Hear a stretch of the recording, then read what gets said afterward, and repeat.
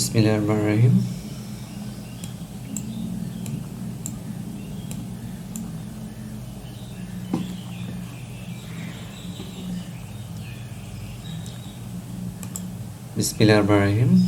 আসসালামু আলাইকুম। Electrical engineering fundamentals lecture সিরিজে আমি আবারও তোমাদের সবাইকে স্বাগত জানাচ্ছি। আজকের এই লেকচার প্রেজেন্টেশনে আছি আমি Mir Shafiul Islam, instructor tech, department of electronics, Chittagong মহিলা পলিটেকনিক ইনস্টিটিউট। প্রিয় শিক্ষার্থীরা, আজকে আমরা এই সাবজেক্টের চ্যাপ্টার 12 অর্থাৎ অধ্যায় 12 নেসেসিটি অফ আর্থিংয়ের প্রয়োজনীয়তা, এই চ্যাপ্টার নিয়ে আজকে এই টিউটোরিয়ালস আলোচনা করবার চেষ্টা করব।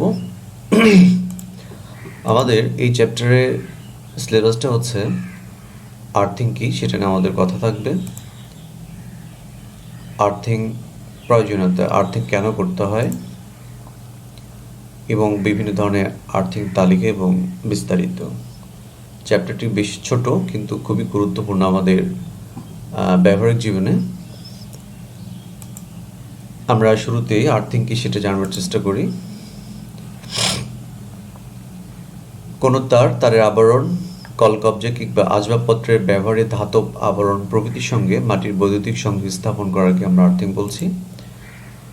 অন্যভাবে বলা যায়, অনাকাঙ্ক্ষিত বিদ্যুতের হাত হতে বৈদ্যুতিক যন্ত্রপাতি এবং মানুষকে রক্ষা করে বৈদ্যুতিক যন্ত্রপাতির ধাতু নির্মিত বহিরাবরণ হতে বৈদ্যুতিক কারেন্টকে কোনো পরিবাহী তারের সাহায্যে নিরাপদে মাটিতে প্রেরণের ব্যবস্থাটাকেই বলা হচ্ছে আর্থিং।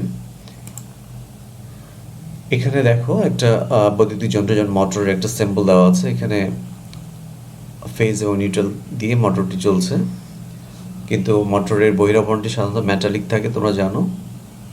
সেই মেটালিক বডির সাথে একটা আর্থিং সংযোগ করা হয়েছে।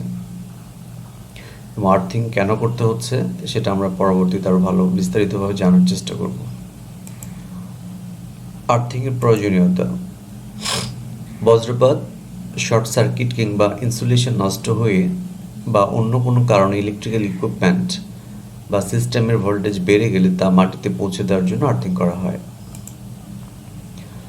ট্রান্সফরমার একটি লাইন ত্রুটিযুক্ত হলে হাই ভোল্টেজ উৎপত্তি হয়। উক্ত হাই ভোল্টেজকে মাটির মধ্যে প্রবাহিত করার জন্য আর্থিং করা প্রয়োজন। অতিরিক্ত লিকেজ কারেন্ট আর্থিং তারের মধ্যে প্রবাহিত হয়ে লিকেজ সার্কিট ব্রেকারের সাহায্যে অল্টারনেটর, ট্রান্সফরমার ও বৈদ্যুতিক মেশিনারিজকে ধ্বংসের হাত থেকে রক্ষা করার জন্য আর্থিং করা প্রয়োজন। কোনো কারণে বৈদ্যুতিক যন্ত্রপাতি বা সরঞ্জামের মেটালিক বডি ফেজের লিকেজের কারণে যে তড়িতায়িত হয় বা কারেন্ট হয়, উক্ত যন্ত্রপাতি বা সরঞ্জাম যে ব্যক্তি চালনা করছেন সে ব্যক্তি অথবা অন্য কোনো প্রাণীকে সেই যন্ত্র থেকে বৈদ্যুতিক শক বা আঘাত থেকে রক্ষা করার জন্য আর্থিং করা প্রয়োজন। এবং এটাও বেশ গুরুত্বপূর্ণ একটি প্রয়োজনীয়তা আর্থিংয়ের, সেটা হচ্ছে বড় বড় ইমারতকে বজ্রপাত থেকে রক্ষা করার জন্য আর্থিং করতে হয়। তোমরা নিশ্চয়ই দেখেছো যে কখনো কোনো বড় বড় উদ্ভিদ, বড় বড় গাছ বা বিল্ডিংয়ে যদি থান্ডার বা বজ্রপাত পড়ে, তাহলে সেক্ষেত্রে বিল্ডিং বা সেই বিল্ডিংয়ে যারা আছে তার ক্ষতিগ্রস্ত হয়। তো যদি আর্থিং করা থাকে সেক্ষেত্রে সেই বড় ইমারত বা বিল্ডিংটি এবং সেই বিল্ডিংয়ের মানুষজন রক্ষা পায়। আমরা যে আর্থিং করবো সেই আর্থিংয়ের প্রয়োজনীয় উপাদান মোটামুটি আমরা 3টি ভাগে ভাগ করেছি। 3টি উপাদান আছে। একটি হচ্ছে আর্থ প্লেট বা যেটা আর্থ ইলেকট্রোড বলা হয়, যেটা ভূগর্ভস্থ বা মাটির নিচে থাকে। এরপর আছে মেইন আর্থিং লিড বা আর্থিং তার, এবং 3 নম্বর উপাদানটি হচ্ছে আর্থের নিরবিচ্ছিন্নতা, কন্টিনিউটি ওয়্যার। এই ছবিতে সেটা আমরা মার্ক করে, এই যে লাল ওভাল শেপ করে 3টি উপাদান আমরা দেখিয়েছি: আর্থ ইলেকট্রোড, আর্থ লিড এবং আর্থের নিরবিচ্ছিন্ন তার। আমরা আর্থ প্লেট বা আর্থ ইলেকট্রোড নিয়ে একটু কথা বলি।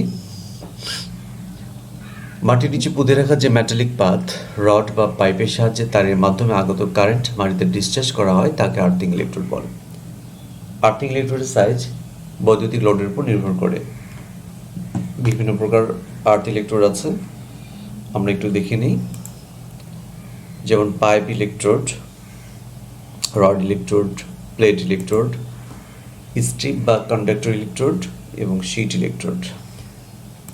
2 নম্বর উপাদান হচ্ছে মেইন আর্থিং লিড বা আর্থ তার। আর্থিং কেবল এবং আর্থিং ইলেকট্রোডের মধ্যবর্তী সংযোগকারী পরিবাহীকে বলা হয় আর্থিং লিড। এটি আর্থিং জয়েন্ট নামে পরিচিত।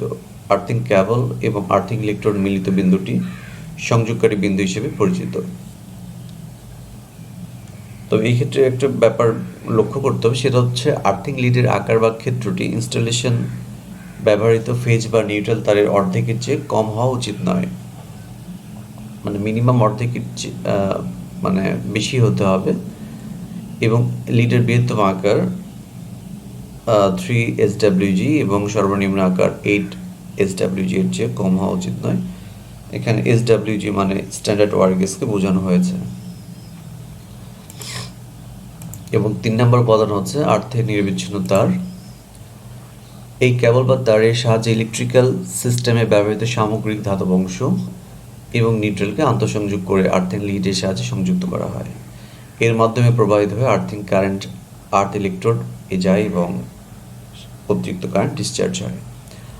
আর্থ কেবলের সাইজ ইলেকট্রিক্যাল সার্কিটে ব্যবহৃত ফেজ বা নিউট্রাল কেবল সাইজের উপর নির্ভর করে, এবং এই আর্থ কেবলের প্রস্থচ্ছেদের ক্ষেত্রফল, যেটা ক্রস সেকশনাল এরিয়া বলা হচ্ছে, কোনোভাবেই ফেজ বা নিউট্রাল তারের ক্রস সেকশনাল এরিয়ার অর্ধেকের কম হবে না। আর্থ রেজিস্ট্যান্স, আমরা যে আর্থিং করছি সেক্ষেত্রে আর্থ রেজিস্ট্যান্স খুবই গুরুত্বপূর্ণ একটি ব্যাপার। আমরা আর্থিং করতে গেলে কোনো বাসা বাড়ি বা কোনো ইন্ডাস্ট্রি, সেক্ষেত্রে আর্থ রেজিস্ট্যান্স খুব গুরুত্বপূর্ণ বিষয়, এবং সেই আর্থ রেজিস্ট্যান্সের একটি স্ট্যান্ডার্ড ভ্যালু মেনটেন করতে হয়। সাধারণভাবে আর্থিং ইলেকট্রোডের মাধ্যমে কারেন্ট প্রবাহিত হয়ে পৃথিবীতে প্রবেশ করতে যে বাধা পরিলক্ষিত হয় তাই আর্থ রেজিস্ট্যান্স নামে পরিচিত। কোনো আর্থিং সিস্টেমে আর্থ রেজিস্ট্যান্স মোটামুটি 4টি নিয়ামকের উপর নির্ভর করে, এবং এগুলোর উপর নির্ভর করে আর্থ রেজিস্ট্যান্স কম বা বেশি হয়। আমরা 4টে নিয়ামকগুলো দেখছি। একটা হচ্ছে আর্থিং ইলেকট্রোডের দৈর্ঘ্য বা গভীরতা। ইলেকট্রোডের দৈর্ঘ্যের উপরও আর্থ রেজিস্ট্যান্স নির্ভর করে। আর্থ ইলেকট্রোডের দৈর্ঘ্য যদি দ্বিগুণ করা হয় সেক্ষেত্রে কখনো কখনো আর্থিং রেজিস্ট্যান্স 40% পর্যন্ত হ্রাস পায়। আর্থ ইলেকট্রোডের ব্যাস, আর্থ ইলেকট্রোডের সংখ্যা আর্থিং ইলেকট্রোডের ব্যাস বৃদ্ধি করে আমরা আর্থ রেজিস্ট্যান্স হ্রাস করতে পারি, তবে দৈর্ঘ্যের ন্যায় ব্যাস বৃদ্ধিতে রেজিস্ট্যান্স তেমন পরিবর্তন ঘটে না। আমরা সাধারণভাবে আর্থ ইলেকট্রোডের ব্যাস দ্বিগুণ করলে রেজিস্ট্যান্স মোটামুটি 10% পর্যন্ত আমরা কমাতে পারি। এবার আছে আর্থ ইলেকট্রোডের সংখ্যা। অনেক ক্ষেত্রে ইলেকট্রোডের দৈর্ঘ্য বা ইলেকট্রোডের ব্যাস বৃদ্ধি করার সুযোগ থাকে না, সেক্ষেত্রে ইলেকট্রোডের সংখ্যা বাড়ানো যেতে পারে। এটা সাধারণত পাহাড়ি অঞ্চলে করা হয়, যেখানে বেশি গভীর করে বোরিং করতে আমরা পারি না। সেক্ষেত্রে কাছাকাছি ডিস্টেন্সে আমরা ইলেকট্রোডের সংখ্যা ম্যাচ বা প্যারালাল করে আমরা আর্থ রেজিস্ট্যান্স কিছুটা হ্রাস করতে পারি। এরপরে আছে আর্থ ইলেকট্রোডের পারিপার্শ্বিক অবস্থা। এটি খুবই গুরুত্বপূর্ণ একটি বিষয়। আর্থ ইলেকট্রোডের পারিপার্শ্বিক অবস্থা বলতে বোঝানো হচ্ছে মাটির ভূগর্ভস্থ যে জায়গায় আমরা আর্থ ইলেকট্রোডকে স্থাপন করছি সেই জায়গার পরিবেশের কথা বলা হচ্ছে। যেমন মাটির গভীরতা, তারপর আছে সমুদ্র গভীরতা, সমুদ্রপৃষ্ঠ থেকে উচ্চতা, মাটির ধরন, মাটির উপাদান, তারপরে হচ্ছে যে মাটিতে আমরা এটাকে বোরিং করছি তার সেই মাটির লবণাক্ততা ইত্যাদি। তাই একটা আর্থিং সিস্টেম ডিজাইনের ক্ষেত্রে এই সকল বিষয় অবশ্যই আমাদের লক্ষ্য রাখতে হবে। আর এই 4টি নিয়ামক এর উপর নির্ভর করে আমাদের আর্থ রেজিস্ট্যান্স একটা স্ট্যান্ডার্ড ভ্যালুতে মোটামুটি স্থির থাকে। তবে আমরা আর্থ রেজিস্ট্যান্স কখনোই শূন্যতে নিয়ে আসতে পারি না, কারণ এই 4টি নিয়ামকের কোনো না কোনো নিয়ামক এখানে প্রভাবিত করে।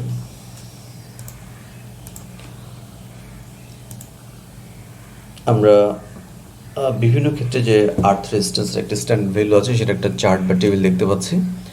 পাওয়ার স্টেশন বা বড় ধরনের সাবস্টেশনে গ্রহণযোগ্য রেজিস্ট্যান্স হচ্ছে 0.1 ওহম, খুবই কম রেজিস্ট্যান্স রাখতে হয়। মাঝারি সাবস্টেশন যেমন 0.5 হাফ ওহম, ছোট ছোট সাবস্টেশনে 1 ওহমের মতো রাখতে হয়। এটাকে আমরা কিন্তু সর্বোচ্চ বলছি, এর চেয়ে কম হলে সমস্যা নেই, কিন্তু এর চেয়ে বেশি হওয়া মোটেও নিরাপদ নয়। সাধারণ হাউস ওয়ারিংয়ের ক্ষেত্রে, যেটা ছোট ছোট বাড়ি বা বিল্ডিংয়ের ক্ষেত্রে 5 ওহম, এটা বড় বাসার ক্ষেত্রে বলা হচ্ছে। আর পাহাড়ি অঞ্চলে যে ছোট ছোট হাউস ওয়ারিংয়ের যেগুলো আমরা আর্থিং করে থাকি সেক্ষেত্রে 8 ওহম রেজিস্ট্যান্স রাখতে হয়। তো আর্থ রেজিস্ট্যান্সের ক্ষেত্রে হাউস ওয়ারিং আমরা সাধারণত 5 থেকে 8 ওহমের মধ্যেই সীমাবদ্ধ রাখি। আমরা যে ইলেকট্রোডের কথা বলেছি, 5 রকম ইলেকট্রোড, সেই 5 রকম ইলেকট্রোডের কিছুটা বিস্তারিত আমরা দেখবার চেষ্টা করব। পাইপ ইলেকট্রোড, আমরা 5 ধরনের ইলেকট্রোড ব্যবহার করি সাধারণত। পাইপ ইলেকট্রোড, গ্যালভানাইজ করা ইস্পাত, যেটাকে আমরা জিআই পাইপ বলি। পাইপ ইলেকট্রোডে ব্যবহৃত হয় যার ব্যাস কমপক্ষে 38.1 মিলিমিটার এবং লম্বা 2 মিটার পাইপ ইলেকট্রোড হিসেবে ব্যবহার করা হয়। অনেক ক্ষেত্রে টিউবওয়েলের পাইপও এই পাইপ ইলেকট্রোড হিসেবে ব্যবহার করি আমরা। রড ইলেকট্রোড, গ্যালভানাইজ করা লোহা বা ইস্পাত রড, যার সর্বনিম্ন ডায়া হবে 16 মিলিমিটার এবং তামার রড যদি হয় সেক্ষেত্রে তার মিনিমাম ডায়াটা হবে 12.5 মিলিমিটার। এই ধরনের উপাদানের রড আমরা ইলেকট্রোড হিসেবে ব্যবহার করি, তবে রডের সর্বনিম্ন দৈর্ঘ্য 2 মিটার হতে হবে। এখানে পাইপ ইলেকট্রোড এবং রড ইলেকট্রোডের ছবি দেখানো হয়েছে। পাইপ ইলেকট্রোড, রড ইলেকট্রোড দুটো কাছাকাছি, তবে পাইপ ইলেকট্রোড অবশ্যই এটা হলো টাইপের হবে, মানে ভিতরে ফাঁপা, আর রড হচ্ছে সলিড। প্লেট ইলেকট্রোড, এটা বেশ বহুল ব্যবহৃত একটি ইলেকট্রোড। প্লেট ইলেকট্রোড হিসেবে গ্যালভানাইজ করা লোহার প্লেট, যার ডাইমেনশনটা হচ্ছে 60 centimetre into 60 centimetre into 6.35 millimetre. এইটা দৈর্ঘ্য প্রস্থ, এটা একটা অনেকটা স্কোয়ার শেপ, 60 সেন্টিমিটার 60 সেন্টিমিটার। এটা থিকনেসটা বলা হচ্ছে 6.3 মিলিমিটার। এবং তামার প্লেট যদি হয় সেক্ষেত্রে দৈর্ঘ্য প্রস্থ ঠিকই থাকবে, কিন্তু এই ক্ষেত্রে তামার প্লেটের থিকনেসটা প্রায় অর্ধেকের মতো কম। আমরা দেখতে পাচ্ছি যে জিআইয়ের ক্ষেত্রে যদি হয় 6.35 আর তামার ক্ষেত্রে 3.15 ব্যবহার করা হয়। উভয় ক্ষেত্রে প্লেটকে দাঁড় করিয়ে এমনভাবে ভূগর্ভস্থ করতে হয় যাতে তার উপরে অংশ ভূমির অন্তত 3 মিটার নিচে থাকে। এরপর আছে স্ট্রিপ বা কন্ডাক্টর ইলেকট্রোড, গ্যালভানাইজ করা লোহা বা ইস্পাতের পাত, যেটা বলা হচ্ছে 25 মিলিমিটার ইন্টু 4 মিলিমিটার। এটা একটা বার টাইপের। এই ক্রস সেকশনাল এরিয়ার মধ্যে হইতে হবে জিআই বা ইস্পাতের পাত, এবং তামার পাত যদি হয় সেক্ষেত্রে 25 মিলিমিটার এবং 1.6 মিলিমিটার ইলেকট্রোড হিসেবে ব্যবহার করা হচ্ছে। যদি রেক্টেঙ্গুলার বার না হয়ে বেলান আকৃতি বা যেটাকে আমরা সিলিন্ডার শেপ বলছি ইলেকট্রোড হয়, তাহলে সেক্ষেত্রে প্রস্থচ্ছেদের ক্ষেত্রফলটি হবে 3 বর্গ মিলিমিটার। তো উপরেরটা আমরা যেটা ডাইমেনশনগুলো দেখি সেটা হচ্ছে বার টাইপের, যার দৈর্ঘ্য প্রস্থ আছে। আর যদি সিলিন্ডার শেপের হয় সেক্ষেত্রে প্রস্থচ্ছেদ ক্ষেত্রফল অবশ্যই 3 বর্গ মিলিমিটার, এবং গ্যালভানাইজ করা লোহা বা ইস্পাতের জন্য সেটা হবে 6 বর্গ মিলিমিটার। কন্ডাক্টরের এক্ষেত্রেও কন্ডাক্টরের দৈর্ঘ্য কোনোভাবেই 15 মিটারের কম হবে না। এখানে আমরা সেই ছবিগুলো দেখতে পাচ্ছি, কপার, জিঙ্ক, বিভিন্ন ধরনের প্লেট ইলেকট্রোড, তারপর হচ্ছে আমাদের আছে স্ট্রিপ বা কন্ডাক্টর ইলেকট্রোড ইত্যাদি। এবার আমরা সর্বশেষ যেটা দেখছি ইলেকট্রোড হিসেবে শীট ইলেকট্রোড, যেটা আমার ডান পাশের ছবিটিকে দেখানো হয়েছে। গ্যালভানাইজ করা লোহার শীট, যার পুরুত্ব হবে 1.63 মিলিমিটার এবং সাইজ 2 হতে 6 বর্গ মিটার পর্যন্ত আমরা শীট ইলেকট্রোডের ক্ষেত্রফলটা রাখি। আর্থিংয়ের প্রকারভেদ, বিভিন্ন ধরনের আর্থিং করা হয়, সেটা আর্থিং ইলেকট্রোডগুলো দেখলে সেই হিসেবে নামকরণ করা হয়েছে। আমরা আমাদের পাঠ্য বই বা সিলেবাসে দেখেছি, যেটা মোটামুটি 5-6 ধরনের। এখানে সেটি উল্লেখ করা হয়েছে। পাইপ আর্থিং আছে, রড আর্থিং, প্লেট, এরপর আছে স্ট্রিপ বা ওয়্যার এবং শিট আর্থিং। এই আর্থিংগুলোর ভিতরে পাইপ আর্থিং বহুল ব্যবহৃত এবং সমাদৃত, যার কারণে আমরা এই 5টি আর্থিং পদ্ধতির পাইপ আর্থিংটি একটু বিস্তারিত আলোচনা করবার চেষ্টা করেছি। পাইপ আর্থিং সাধারণত বাসাবাড়ি, বহুতল ভবন, ছোট ও মাঝারি কলকারখানায় ব্যবহার করা হয়। এই আর্থিং সহজে এবং কম খরচেই করা যায়, যার কারণে এটি সবচেয়ে বেশি ব্যবহৃত হয়। এর লাইফ টাইম ও কার্যকারিতাও অনেক বেশি। পাইপ আর্থিং করতে আমাদের যে উপাদানগুলো লাগবে, যে মালামালগুলো লাগবে, সেগুলো একটু দেখে নিই। আর্থিং পাইপ লাগবে, আর্থিং তার, নাট বোল্ট অথবা ক্ল্যাম্প, চারকোল এবং লবণ। এই মোটামুটি 4টি উপাদান পাইপ আর্থিংয়ের ক্ষেত্রে প্রয়োজন। পাইপ আর্থিং করতে যা যা লাগবে তার আমরা পরিমাণগুলো একটু দেখে নিই। যে উপাদানগুলো দেখলাম, যেমন জিআই পাইপ, যেটাকে বলা হচ্ছে গ্যালভানাইজড আয়রন। এই পাইপ 1.5 ইঞ্চি ডায়ার হতে হবে এবং এর সর্বনিম্ন দৈর্ঘ্য হবে 7 ফিট। আমরা জিআই পাইপই বেশি ব্যবহার করি, কারণ এটি কিছুটা দামে সস্তা। তারপর কপার পাইপও ব্যবহার করা যাবে, এটি একটু দাম বেশি পড়বে, তবে সচরাচর জিআই পাইপই ব্যবহার করা হয়ে থাকে। এবার আমরা কপার তার, যেটা আমরা আর্থিং তার বলছি, কপার তার, এটা এসডাব্লিউজি এর 8 নাম্বার এসডাব্লিউজি হইতে হবে। আর যদি জিআই পাইপ হয়, সেই ক্ষেত্রে জিআই তার যদি হয়, সেক্ষেত্রে সেটার এসডাব্লিউজি হবে 6। এরপর আছে নাট বোল্ট বা ক্ল্যাম্প, এটা একটি হলেই হয়। তারপর আছে আমাদের চারকোল, যেটাকে আমরা কাঠ কয়লা বলছি। এটা মোটামুটি 5 থেকে 7 কেজি লাগবে। তোমাদের আগেই বলেছি যে আর্থিং রেজিস্ট্যান্স খুব গুরুত্বপূর্ণ একটি বিষয় আর্থিং করার ক্ষেত্রে। সে আর্থিং রেজিস্ট্যান্সকে আমরা আমাদের স্ট্যান্ডার্ড ভ্যালুতে নিয়ে আসবার জন্য এই চারকোল এবং আমাদের লবণ ব্যবহার করে থাকি। সেই লবণের পরিমাণও দেওয়া আছে 5 থেকে 7 কেজি। আর্থিং পাইপ, যে আমরা আর্থিং করবার জন্য যে উপাদানগুলোর কথা বলছি, সেই আর্থিং পাইপের দেখতে এমনটি হবে, সেটা জিআই বা কপার যেটাই হোক। এই পাইপের সর্বনিম্ন জিআই হয়, জিআই পাইপ হয়, তাহলে তার সর্বনিম্ন ডায়াটা হবে 1.5 ইঞ্চ এবং বলেছি আগে যে সর্বনিম্ন এর লেন্থ হবে 7 ফিট।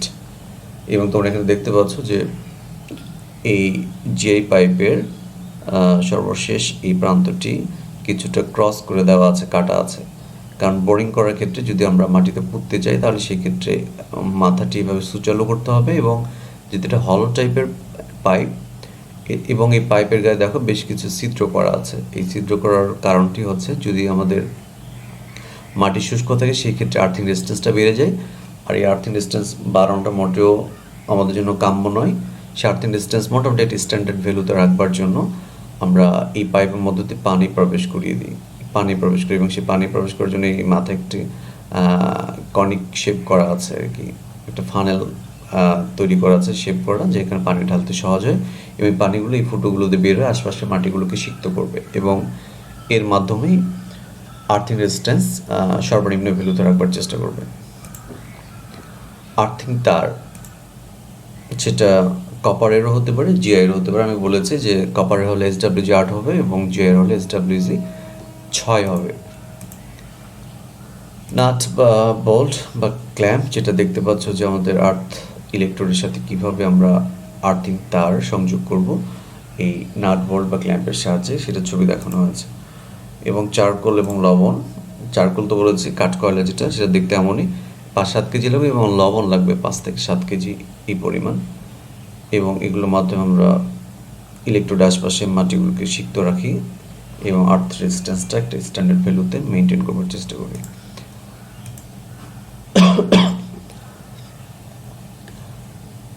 পাইপ আর্থিং যে করবো বিভিন্ন ধাপে ধাপে, সেই ধাপগুলো একটু দ্রুত দেখবার চেষ্টা করি। প্রথমে আমাদের সেই মালামালগুলো সংগ্রহ করতে হবে। তারপর আমরা যে জায়গায়, আমরা বিল্ডিং থেকে মোটামুটি 5 থেকে 7 ফিট দূরে আমরা এই আর্থিং করব। যদি জায়গা নরম বা স্যাঁতসেঁতে হয়, তাহলে টিউবওয়েলের মতোই বোরিং করতে হয়, আমরা আর্ট ইলেকট্রোডের টিউবওয়েলের মতো বোরিং করতে হবে। আর যদি না হয়, তাহলে সেক্ষেত্রে গর্ত করেই নির্দিষ্ট দূরত্বে, যেমন মোটামুটি 8-9 ফিট নিচে আমাদের এই ইলেকট্রোডটি স্থাপন করতে হবে। সেটা বলা হয়েছে যে যদি মাটি শুকনো বা শক্ত হয় তাহলে 8 থেকে 12 ইঞ্চি গোল বা চারকোনা গর্ত করতে হবে এবং গভীরতা 8 পাইপে সমান হতে হবে। 8 পাইপ আমরা বলছি কত, যেমন এর আগে স্লাইডে দেখো,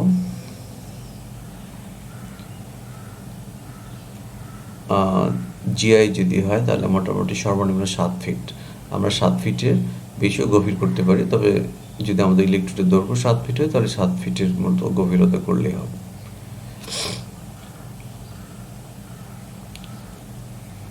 আচ্ছা, এই 7 ফিট বা 8 ফিট গভীর করে আমরা ইলেকট্রোড স্থাপন করব। তারপর প্রচুর পরিমাণ পানি ঢালবো, পাইপটি গর্তের মাঝখানে সেট করব অবশ্যই।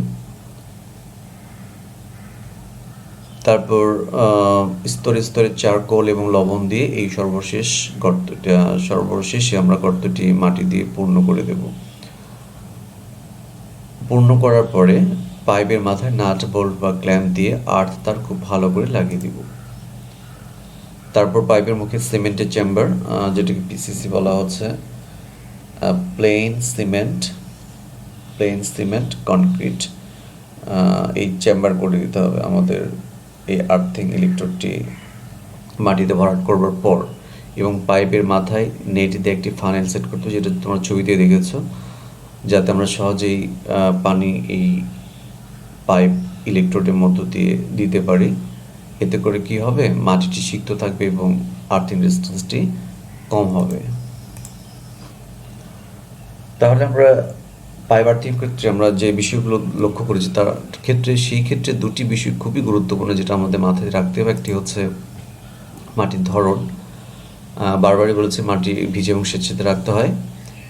সেই ক্ষেত্রে আমরা কাঠ কয়লা, যেটাকে চারকোল এবং লবণ ব্যবহার করছি, প্রয়োজনে আমরা সেই ইলেকট্রোডের মধ্য দিয়ে পানি ঢালছি। আর আরেকটা হচ্ছে আর্থ রেজিস্ট্যান্স। অবশ্যই আমরা মাঝে মধ্যেই মেগার দিয়ে বা যেভাবে হোক যে কোনো ইলেকট্রনিক মেজারমেন্ট দিয়ে আমরা পরিমাপ করে দেখবো যে আর্থিং রেজিস্ট্যান্স ছোটোখাটো বাসা বাড়ির জন্য 5 থেকে 8 ওহমের মধ্যে থাকছে কিনা। যদি কোনো কারণে বেড়ে যায় তাহলে আমাদের সেক্ষেত্রে মাটির ধরন বুঝেই মাটিকে ভিজে এবং স্বেচ্ছাতে করে রাখতে হবে। নাহলে প্রয়োজনে প্যারাল বা ম্যাশ করে 5-7 ফিট দূরে আরও একটি ইলেকট্রোড স্থাপন করতে হবে। তো এইভাবেই এই বিষয়গুলো লক্ষ্য করে আমাদের পাইপ আর্থিং করতে হয়। এখানে ছবিতে দেখানো হয়েছে যে বর্ণনাগুলো করেছে ঠিক সেভাবেই। এভাবে আমাদের যে পাইপ ইলেকট্রোডটি আছে সেটি স্থাপন করতে হবে। পিসিসি করে যে প্লেন কনক্রিট সিমেন্ট একটা চেম্বার করতে হবে, তারপর ফানেলের মতো শেপ তৈরি করে রাখতে হবে যেন সহজে পানি প্রবেশ করানো যায়। তো এই হচ্ছে আমাদের পাইপ আর্থিংয়ের বিষয়গুলো। এখন আসছে আর্থিং নিউট্রাল। আমরা মাঝে মধ্যে আর্থিং এবং নিউট্রাল ঝামেলা করে ফেলি, একটা তার একটা মিলিয়ে ফেলি। এর পার্থক্যগুলো যদি আমরা বুঝি তাহলে আর্থিং এবং নিউট্রালটা আমাদের কাছে ক্লিয়ার হবে।